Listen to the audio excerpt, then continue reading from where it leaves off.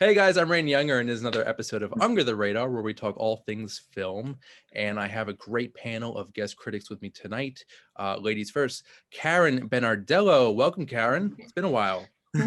Yeah, I'm happy to be back. Thanks again for having me back. I'm looking forward to chatting about the movies tonight. Definitely. And Karen was actually one of the very first guests on my show, guest critics, that is.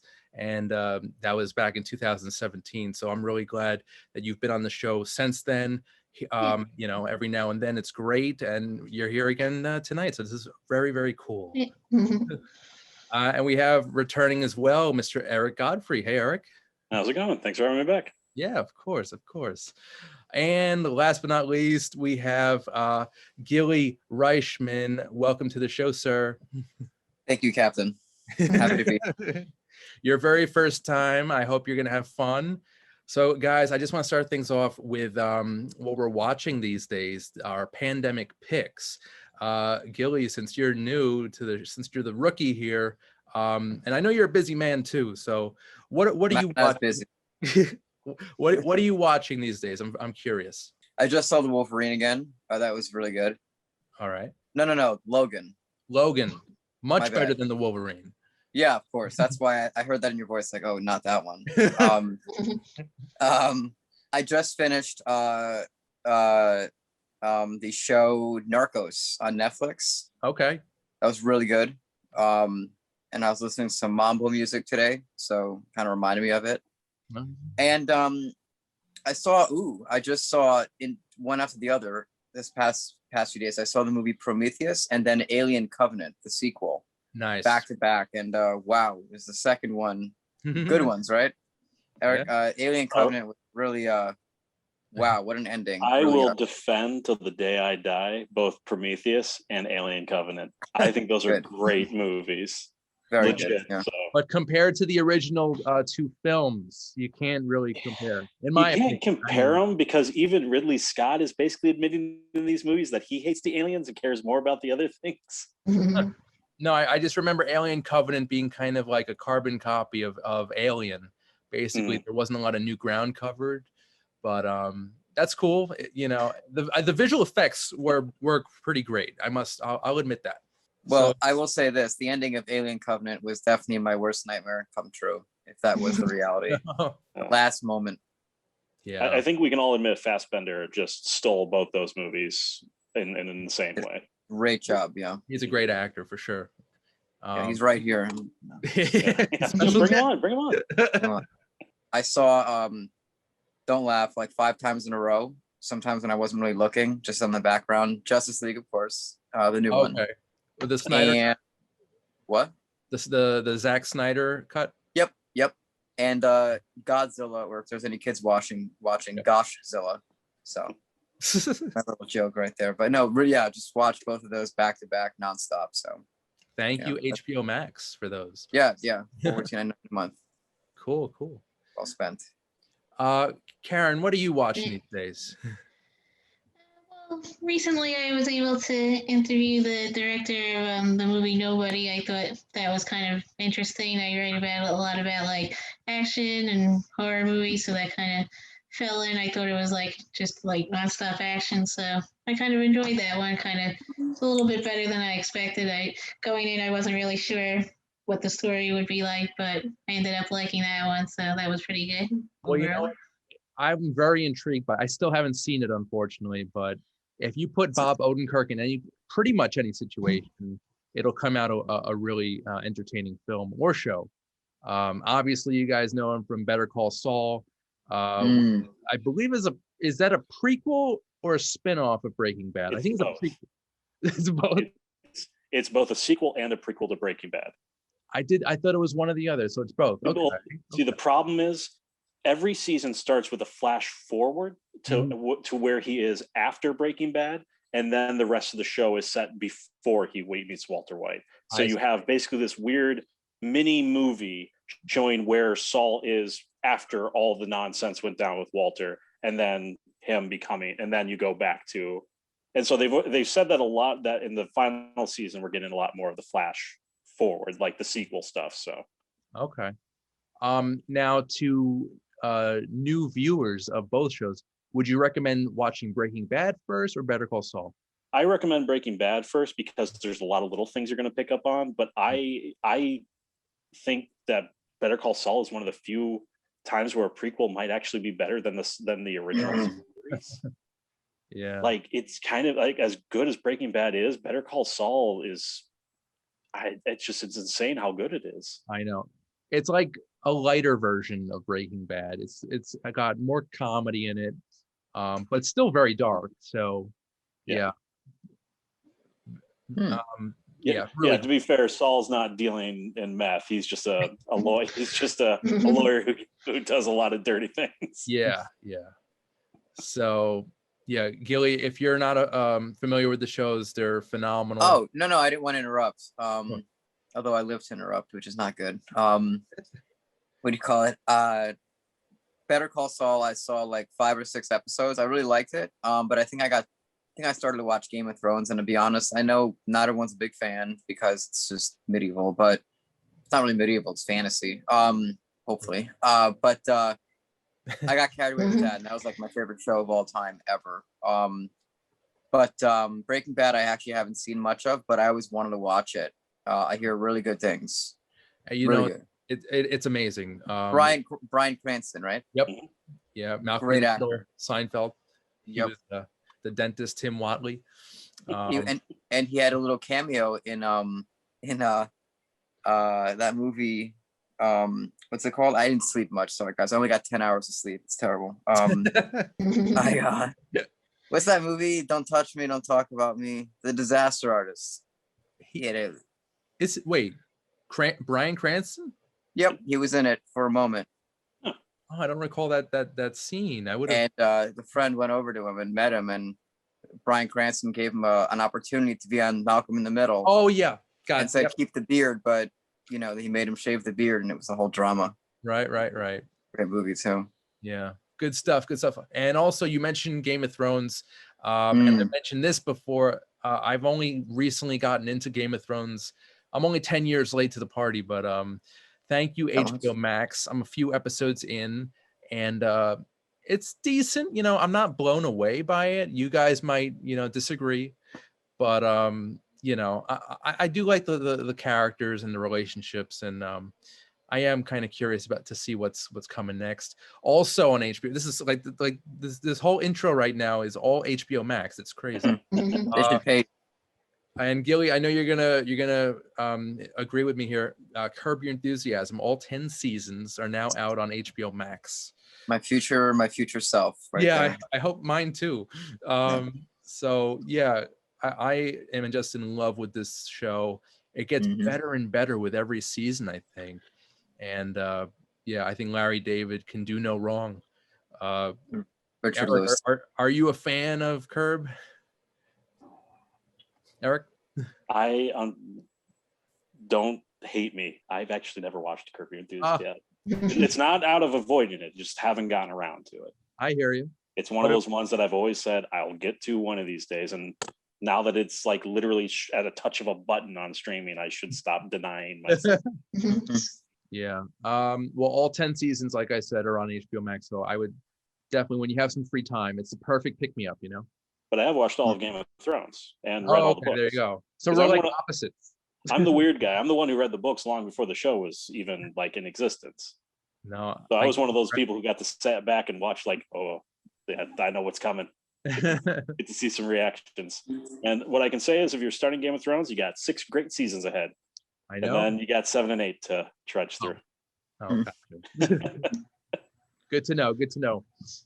Falcon and the Winter Soldier. Oh, I'm sorry. I can't wait for the finale next week.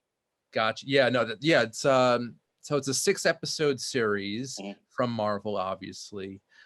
That's actually going to be next week, Eric. We're going to have a nice little episode, just basically discussing all things Falcon and the Winter Soldier. I'm about halfway through with it myself.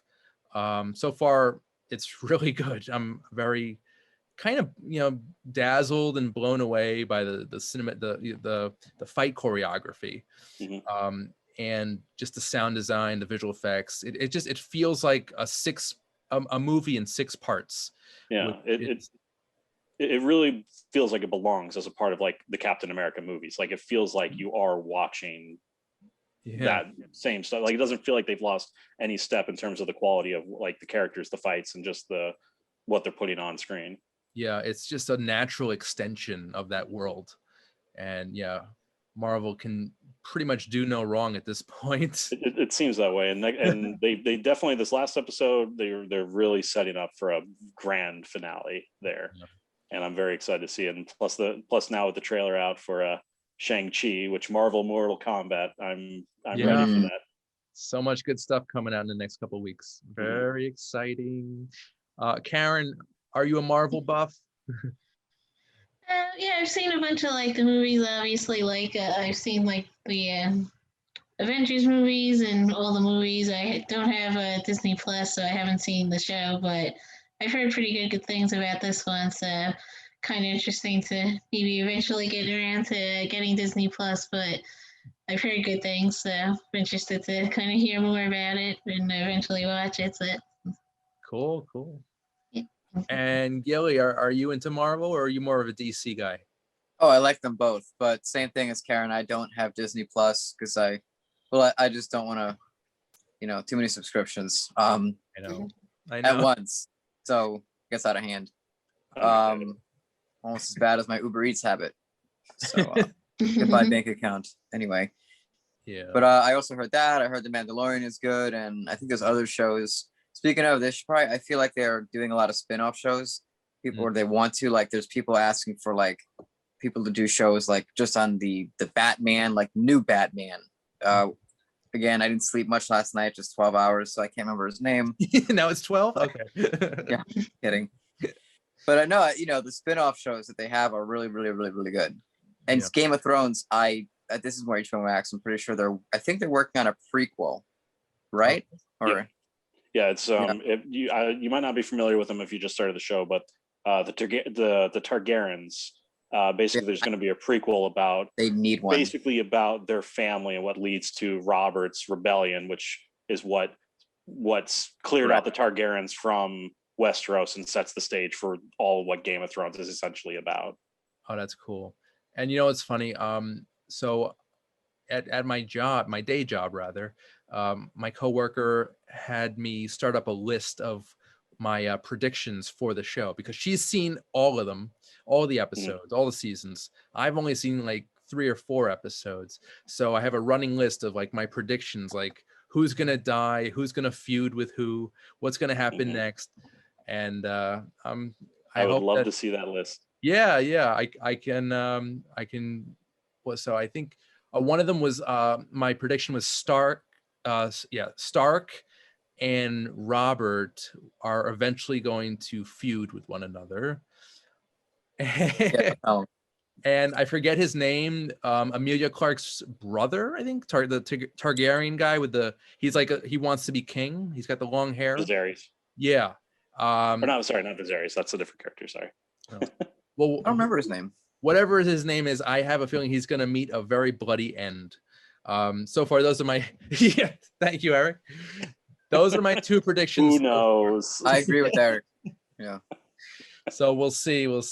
But right now, I'm really in the middle of Falcon and the Winter Soldier, and I kind of go between that and Curb, which are so different. One's very bleak and dark and action-packed, and the other is just flat-out comedy. It's ridiculous. So it's nice to like go between both. So I love that. But we touched on something just now, actually. Gili, you mentioned like all these streaming services. It's hard to keep track. Yeah. I know each one is a business and they want to make money, but they really should centralize it somehow, have everything under one roof, like one umbrella.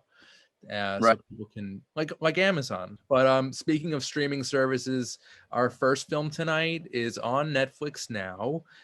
It's called My Octopus Teacher, and it stars Craig Foster, who is basically he's a deep diver. He basically creates an unusual friendship with an octopus living in a kelp forest right off the coast of South Africa.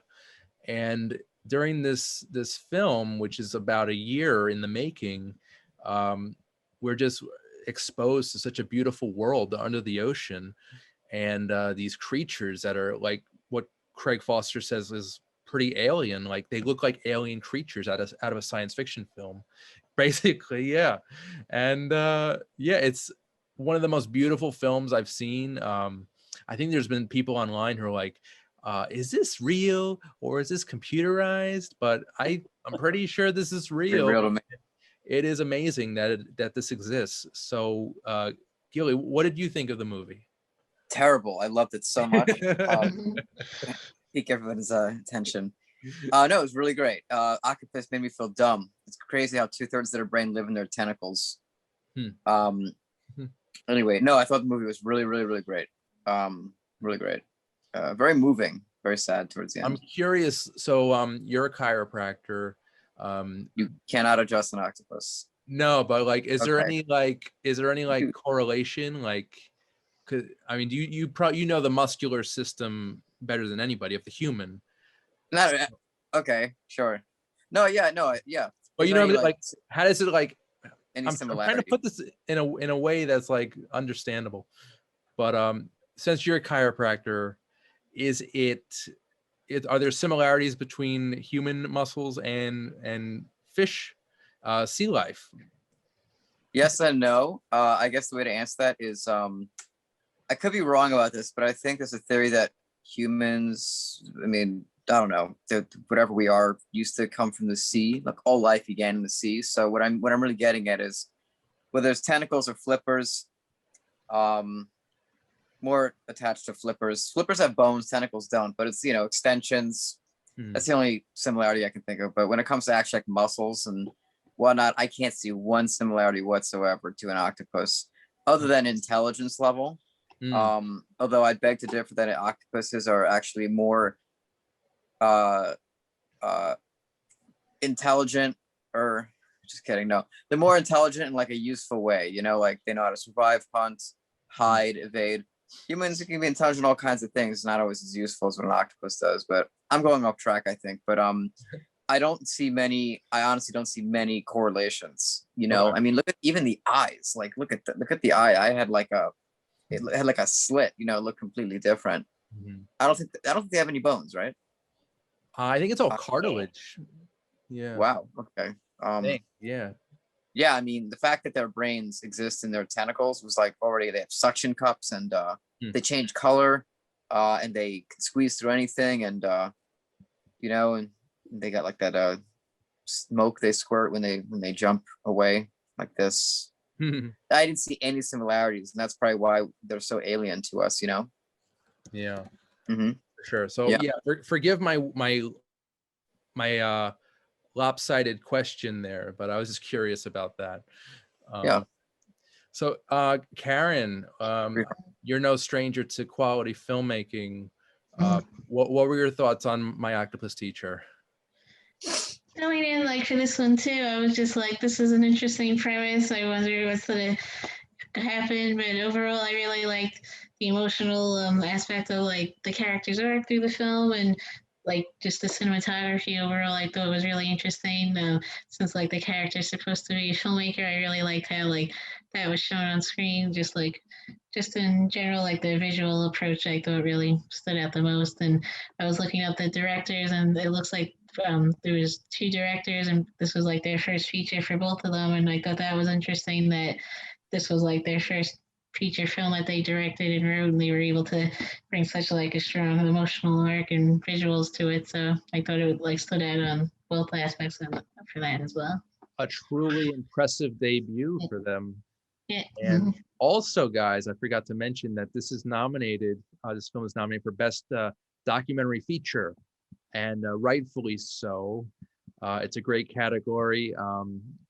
Honestly, I've only seen this and another documentary so far called Time, which is basically about a woman who's a wife and a mother, and basically over the course of 20 years, she's waiting for her husband to get released from prison. And during the time, the documentary is shot over the course of like about 20 years, the kids grow up, you know, she's like at the center of it all. She's totally depressed, stressed, but hopeful at the same time. So it's a really emotional film. But My Octopus Teacher, yeah, I was very intrigued by this. I love the visuals. I thought they were fantastic. Better than some of the CGI I've seen recently. Like, and this is real. So that's pretty impressive. Eric, what were your takeaways from this? I absolutely loved it. To me, always with the documentary, it's always a question of just how engrossed I was, and I can't think of a moment when I wasn't just completely enthralled by his journey with this octopus. That like, and I think he does an amazing job of conveying his own weird obsession with this strange little creature that he just happens across. And the following that, you feel that the legitimacy to everything that he's feeling is, and even to the point where, you know, without really saying much, of course, knowing that eventually there will come an end, and kind of there was even a point midway where I just started having this sense of dread, knowing like there's going to be an end to this somehow, and I know it's not going to end well, considering that this octopus is involved in a very delicate cycle of just you know always a bigger fish basically. And but it's just the journey was enthralling, and it like I absolutely loved it. Yeah. And then you're right, just how hypnotic the visuals were. Like even when it wasn't, just everything was just stunning, and I could never take my eyes off of it. Yeah. It's really like, it reminds me of like a screensaver, you know, remember back in the 90s? Kind of like that. The whole movie is just one giant screensaver, and it really works very well. Yeah, it's great. I should also mention that Craig Foster is the founder of the Sea Change Project, which resulted from making this movie. And also, Craig Foster can hold his breath for 6 minutes. And What? Yeah, that's what it said in What in the world? Yeah, some of the trivia. Did anyone else even half does of that? anyone else Wow. catch themselves kind of accidentally holding their breath during some of the movie? He goes down there for 6 minutes at a time. That's Brilliant. dedication. Wow. That's discipline and really endurance, really. Also the director Pippa Ehrlich can hold her breath for 4 minutes. So who needs lungs? Yeah, I don't know. It's crazy that I think I can only hold it for like maybe 30 seconds. I don't know about you guys. Well, I mean, I just the fact that, I mean, what was it? I think in the movie it's about 300 over 300 days that he's out there consistently every day, which means also then the partner, the co-director, was out there too, which, I mean, you do it enough, you're going to build up that lung capacity, which I think he even mentions. But yeah, I think for me also is just the fact that he's basically out there in just his swim trunks and a camera, the snorkel, that he doesn't even want to scuba gear because he's too afraid of the cumbersomeness of it. And he's in these vast depths filled with, it's just like there's a part like that deep of water does scare me. So like it's the thing of like him being able to just be out there essentially naked exploring with this octopus is just fascinating. Plus he's going into like an underwater jungle, which you can easily get trapped in like the kelp or the plant life down there. And he's just like, whatever. Yeah. Yeah. I think we can all agree he can hold his breath for a long time. Yes. Very much so. It's a breath of fresh air, this movie. That's the subtitle. Yeah. Yes. I love it. We should have been on the marketing team for this. I thought the movie was watered down. Okay, we're done. Very good. Very good. Okay. Broke the screen right. Karen, would you recommend this to people? Definitely, especially people who are really interested in like sea life and animals in general and humans' relationship with animals. I definitely think people would find this interesting overall. So I definitely recommend it. Cool. Gili? Would I recommend it? Yeah. Absolutely. Everybody. And Eric? I recommend it. Will, from beginning to finish, whether it's the visuals or the story or just the journey with this little octopus, it's going to keep you engaged the entire run length. Yeah. and I would even say that this is good it's suitable for families, for Oh kids. yeah. You know, it's Oh, just yeah. it's a lighthearted film. It's very breezy. It's not even an hour and a half long. And yeah, it's just a very strong documentary that'll take you to new depths. So it is now, that's the last one. So this is currently on Netflix, and yeah, just guys, please check it out. It's really a fine film, and I hope it wins, because I mean, I haven't seen many of the other nominees. Karen, now I'm assuming you may have seen more than I for the documentary features. The documentaries, I actually have only seen this one so far. I've seen a lot more like the features, but I'm looking forward to kind of checking everything else now that I've seen this one too. So Sounds good. Cool. And we're going to be talking about the Oscars a little bit later in the show. But I want to just take a quick commercial break, but we'll be back with more movie reviews right after this. Under the Radar is brought to you by Magnitude Jewelry. Add a 2 to match your attitude. Patent pending, interchange genuine gemstone and crystal EMF protection jewelry. For more information, please visit magnitudejewelry.com/gemgirl or call 718-268-6634.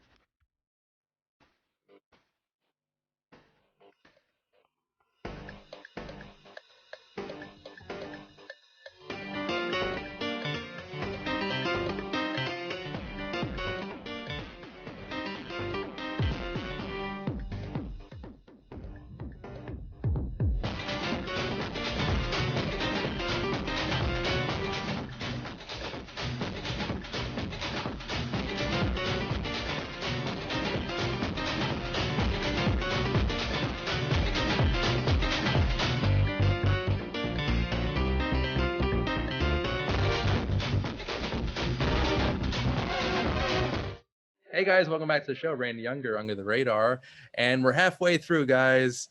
And it's kind of hard to follow up with my Octopus Teacher. And the next film we're going to be discussing is so different, it's not even funny. However, it is funny. It's called Shiva Baby, and this is a very quirky, independent dramedy, more of a comedy than a dramedy, but it basically focuses on a young Jewish girl who's kind of directionless. She has basically lost a member of the family and basically must go to a Shiva call with her family to pay her respects. And while at the Shiva, she is bombarded by questions from her parents, her relatives. She encounters her sugar daddy, who she's basically sleeping with for money, so she can fund her. I believe it was a law school. I think it was law school. Gender studies, I think. Okay. Oh yeah, right. She's got a very strange major. So basically, her sugar daddy is at the Shiva. Her ex-girlfriend is at the Shiva. She's bisexual, and basically, this is also a short film, by the way. And during this runtime of about an hour 20 minutes, she's bombarded by all these questions, all this tension from everybody around her, her family, and friends, and ex-lovers. It's a crazy movie, and I think it's one of the best movies I've seen in recent times. Shiva Baby. I have to also give credit to the main actress, Rachel Sennott, who was actually in the original short film, also written and directed by this director, Emma Seligman. And yeah, basically, if you see the short, if you see the feature, it's a natural progression. They've really fleshed out the story and the characters really well. And yeah, this is just a really, I was surprised at how much I enjoyed this. I thought it would be kind of a lackluster independent film, but I think it was a phenomenal film. It's really, really well made. Gili, what were your thoughts? I I mean, overall, I liked the movie a lot because it kept you on edge, like a lot. You know, like it was just really intense. And I don't usually get those unless I'm watching a scary movie, which I prefer not to watch because they scare me. Yeah, no, it was a really good movie. I thought it was really well made.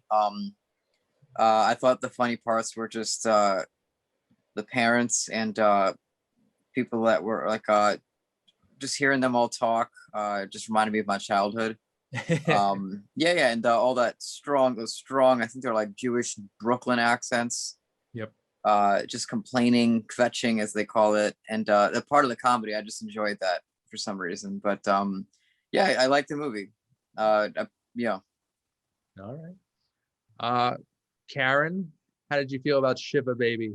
I thought it was really good too. I actually was able to speak with the director, and she really discussed like her experience with like writing the film and going from like the short into the feature, and it's really interesting to how like she kind of knew the main actress as well, and really enjoyed working with her again, and really kind of reflected on her life experiences. So that was interesting, and I just in general, I really liked like the family dynamic and just really the experiences like the main character had throughout the film overall. I'm so jealous right now that you spoke with the director. That's really, really amazing. I cannot wait to see Emma Seligman's follow-up because if she is this, I like this is a movie that kind of has a few different genres like in it. So I would love to see her do like maybe like even a horror film, because there's some moments of this movie that are very, very tense and kind of claustrophobic. So I think I credit that with the direction and the music and the editing.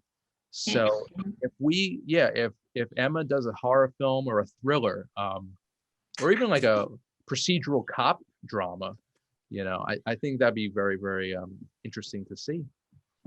For sure. Eric, what were your thoughts on the film?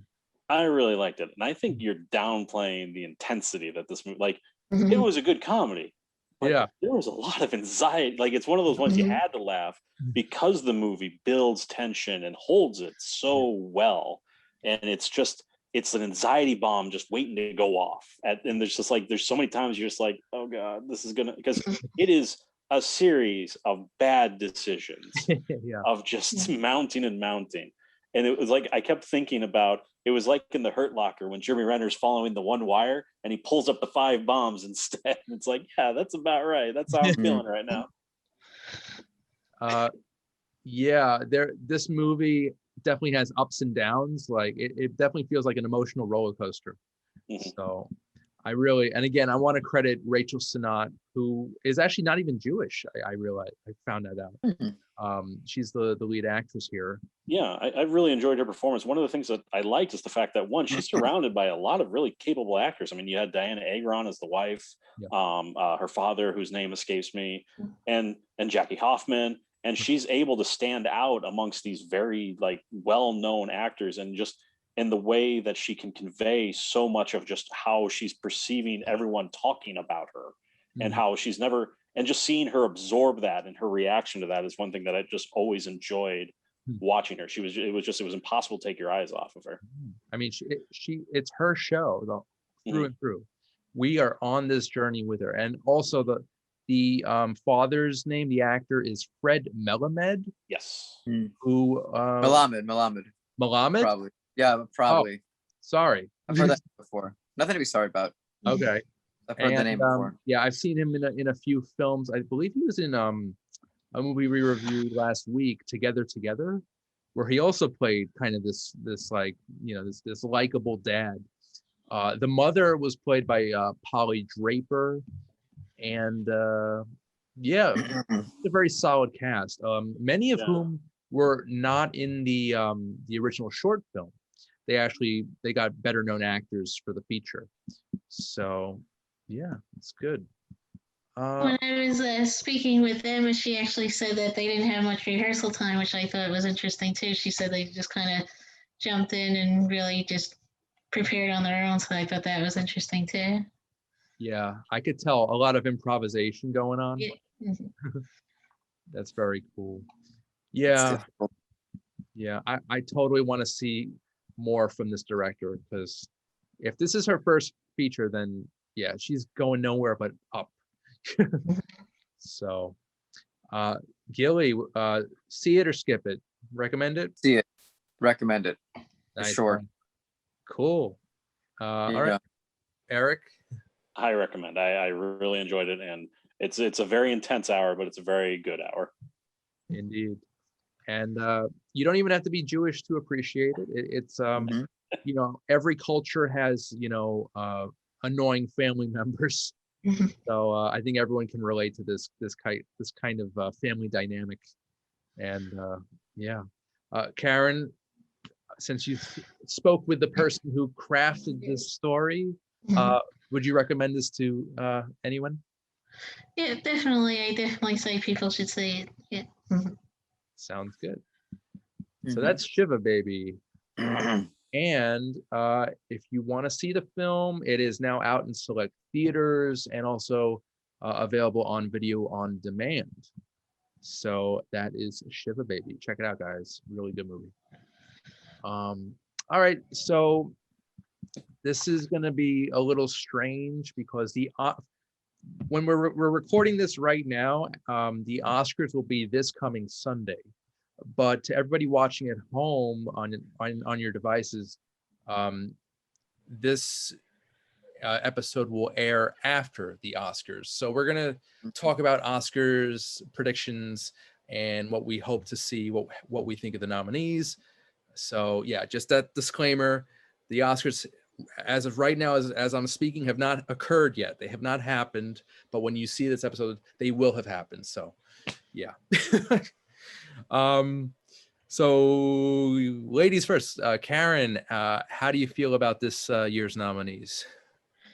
I definitely like the diversity throughout the award season coming so far, coming up to the Oscars, like especially with the actress categories. I feel like it's really unpredictable. So, like Best Actress and Best Supporting Actress, I'm looking forward to seeing who wins, and I feel like it's kind of like up in the air for those two in particular. And overall for like Best Director and Best Picture, I also saw Nomad Land, so I'm hoping that one wins as well. And I thought that one was really great. So that one, I'm looking forward to seeing if that wins as well.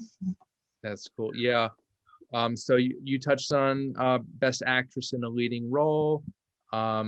I think Frances McDormand, I mean, for Nomadland, phenomenal performance. Carey Mulligan was insanely good in Promising Young Woman. I mean, Viola Davis, Ma Rainey's Black Bottom. This is such a great category. Such strong women, and I think Frances McDormand might be going home with the award. I kind of want to see her with another statuette, but we shall see. Gili, have you followed the nominees at all? I don't think I have. I'm so Okay. sorry. That's But okay. they're all great, I'm sure. I applaud them all. And Are they all you have are you a fan of the Oscars award shows? I am. I just I don't even know how to watch them. I don't have cable. Yeah, I should be watching them more. I used to watch them pre-corona. Yeah. Not sure why I haven't. But no, I love the Oscars. I think you could watch online, just like Some of live. them.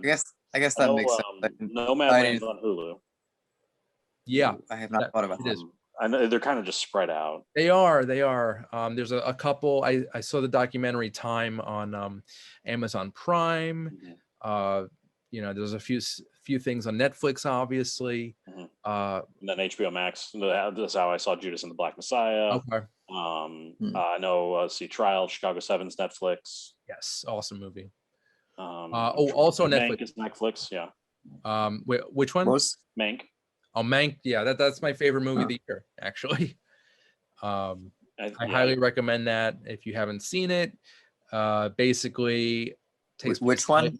Mank. Sorry, guys. It's called Mank.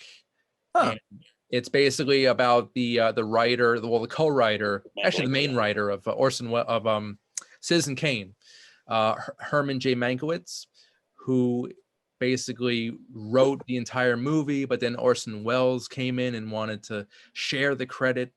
Basically, it's about the movie being made and kind of like the screenwriter's personal journey in making that, creating that screenplay. And it's black and white.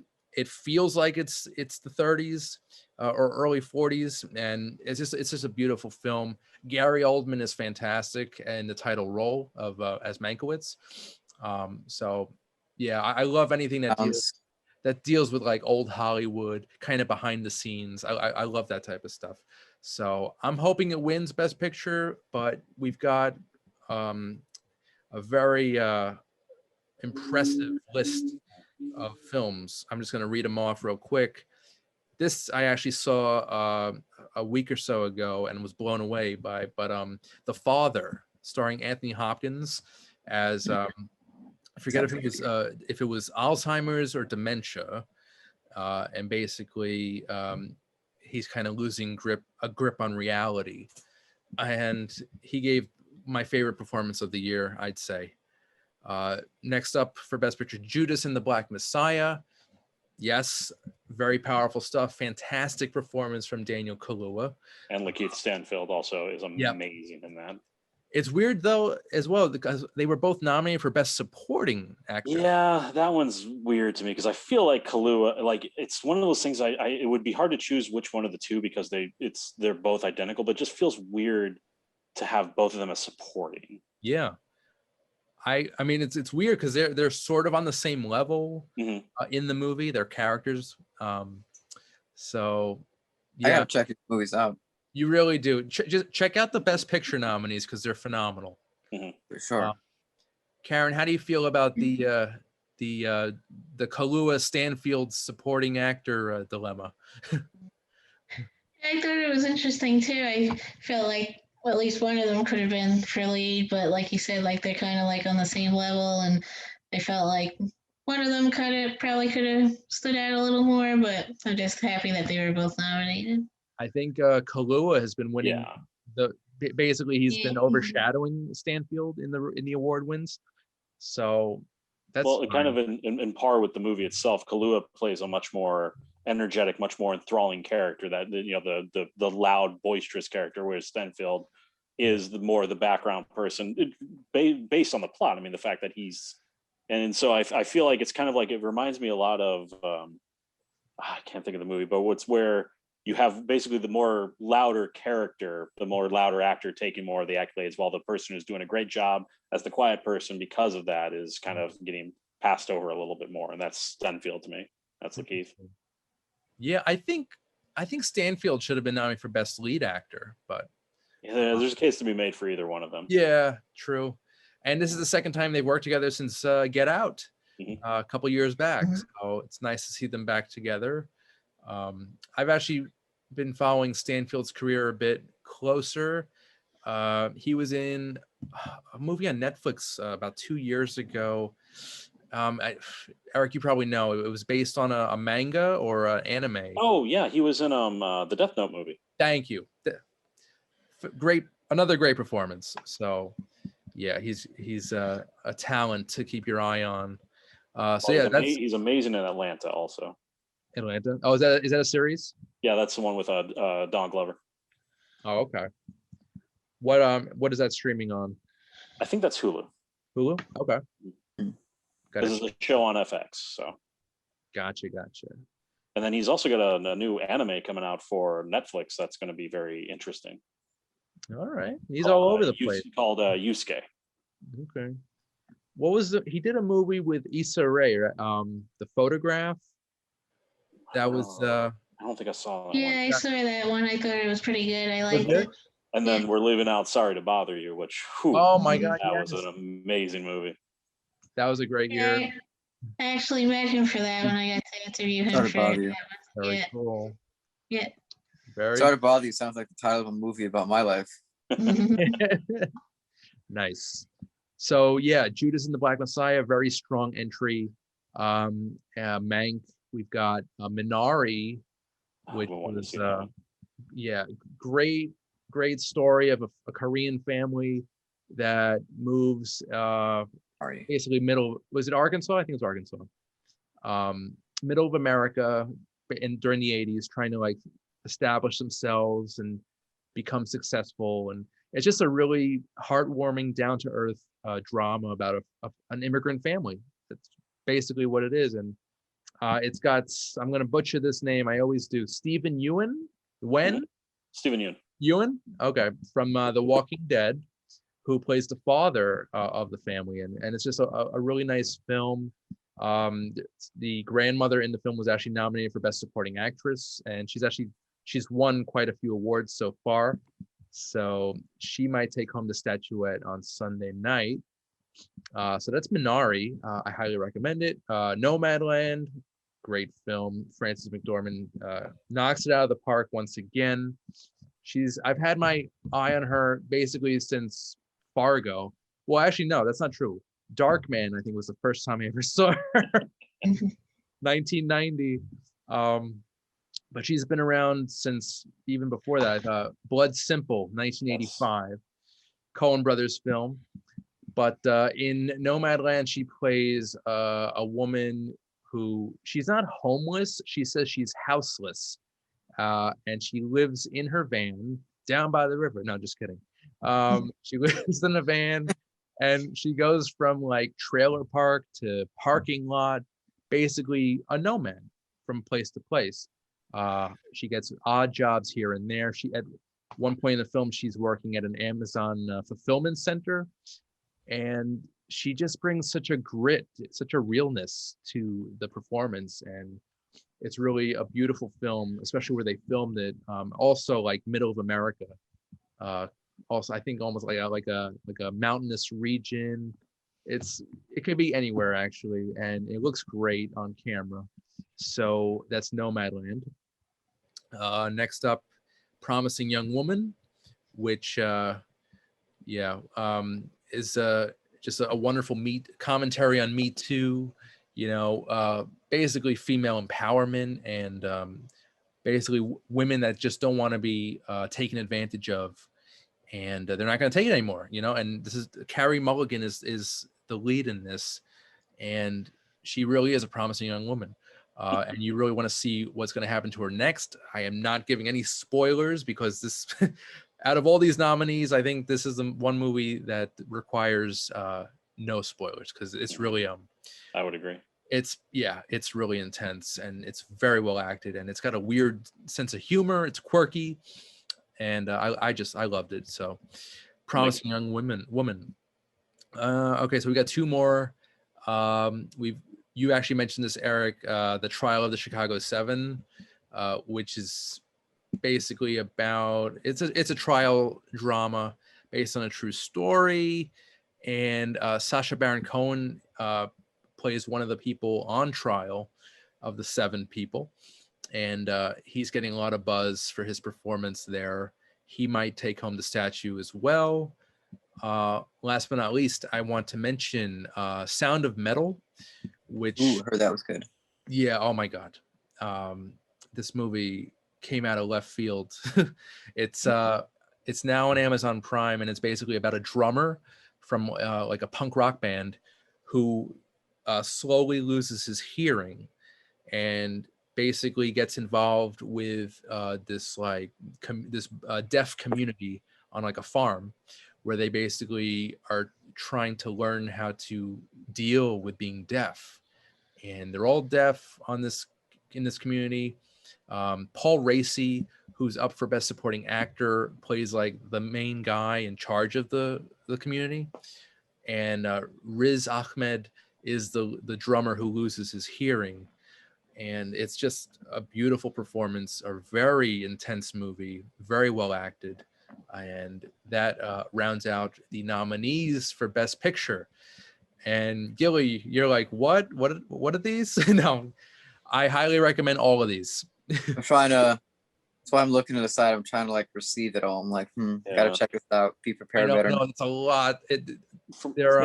Yeah. I feel bad because this is like probably the worst year I've ever had in terms of Oscar movies, even though I've heard every single one of these, and I've wanted to see all of these, especially like Minari, especially Sound of Metal. of how good and Nomad Land I've definitely wanted to see, and it's just like, and I wish I was better caught up on all these. But I feel like if we're talking Oscars, there is one movie that I wish had gotten a lot more love, and that's Spike Lee's *Da 5 Bloods*. And I'm still so mad Delroy Lindo got no love for his amazing performance.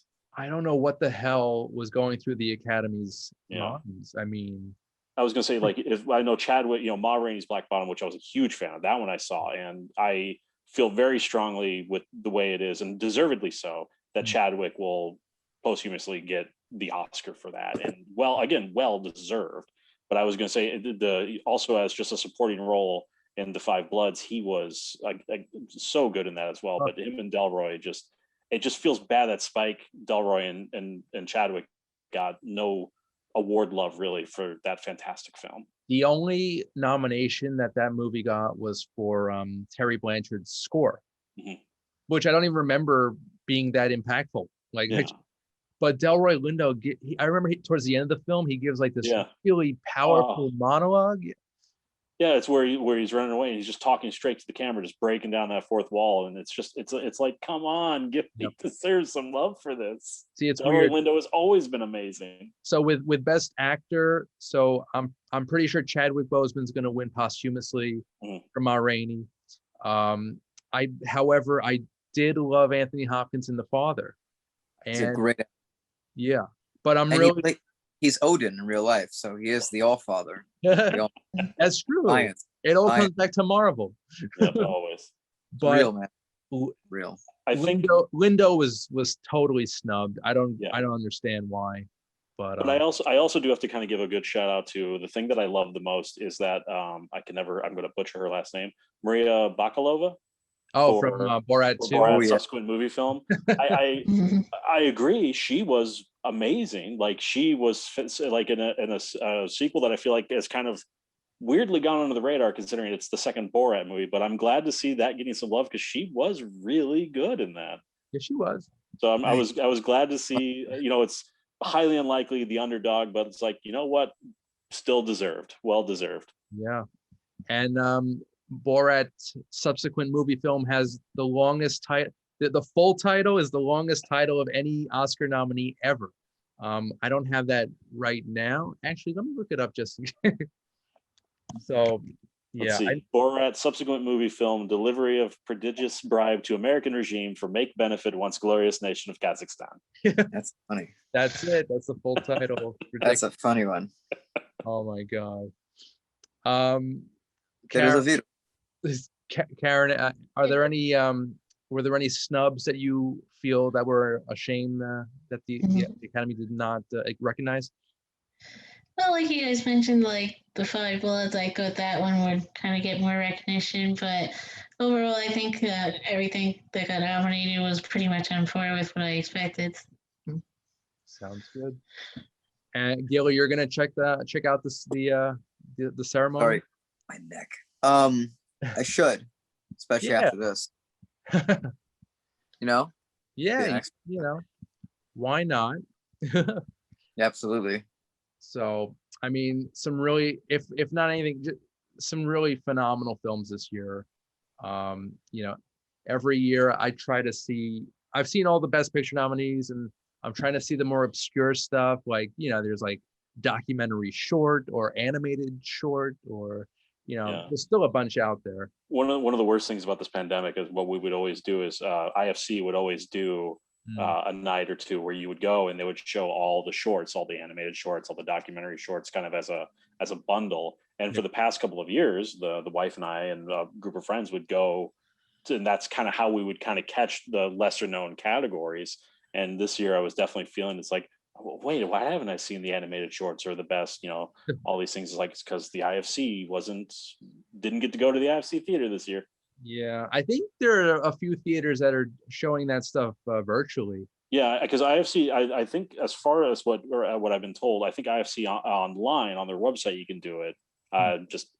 Obviously just haven't done it, but it is that one moment. It's like, I wish I was in that theater watching all those short. Like, it was always nice to watch them just back to back like that. Yeah, for sure. I mean, you can't beat an in-theater experience. Mhm. Something any of us we haven't experienced since around this time this year, if not earlier. I think the last film I saw in theaters, it was either Cats or I know it was Birds of Prey. That was the last thing I saw in theaters. I think the last thing I saw was The Invisible Man or Sonic the Hedgehog. One of those. Jim Carrey. Gili, what was your last in-theater experience, if you can go back that far? Wow. Different era. That's a question, man.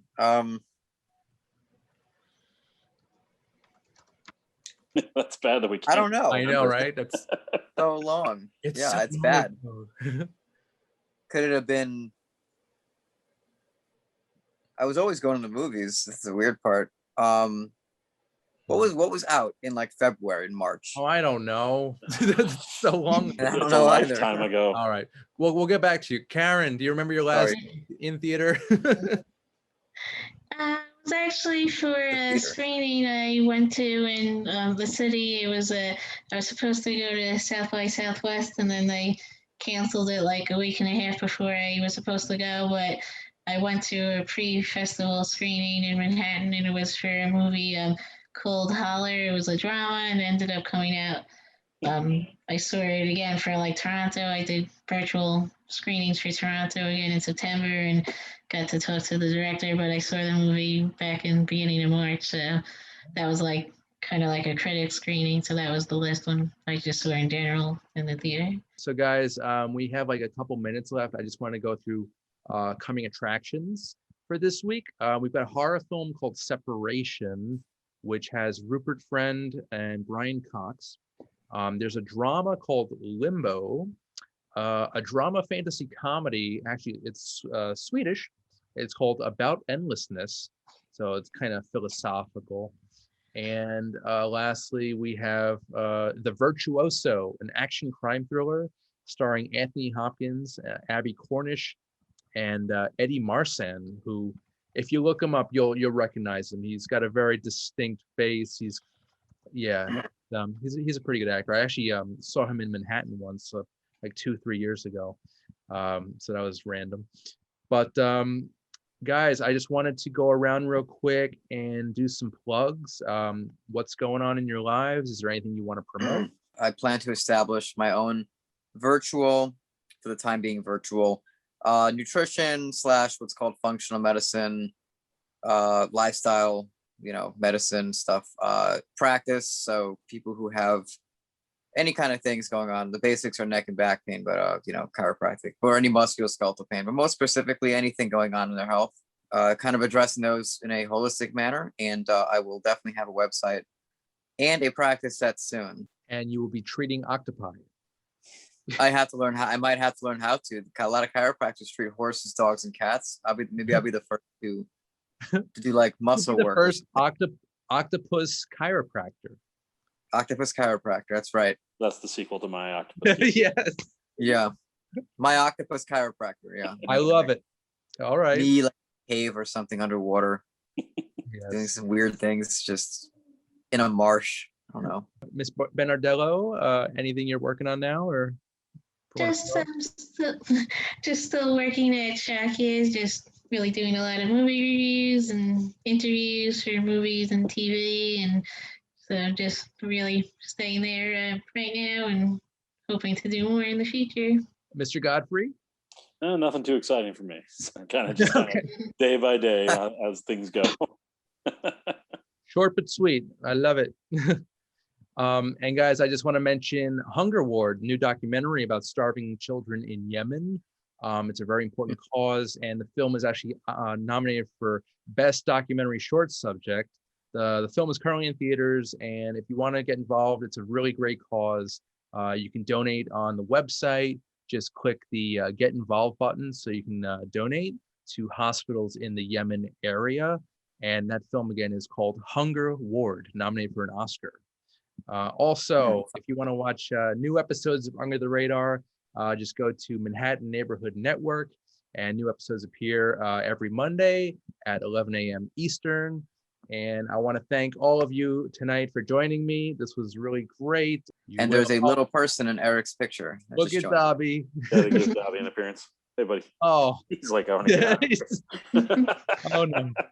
And with that, guys, thank you so much. And we'll see you next time. Take care. I'm Randy Younger, Under the Radar. Thanks.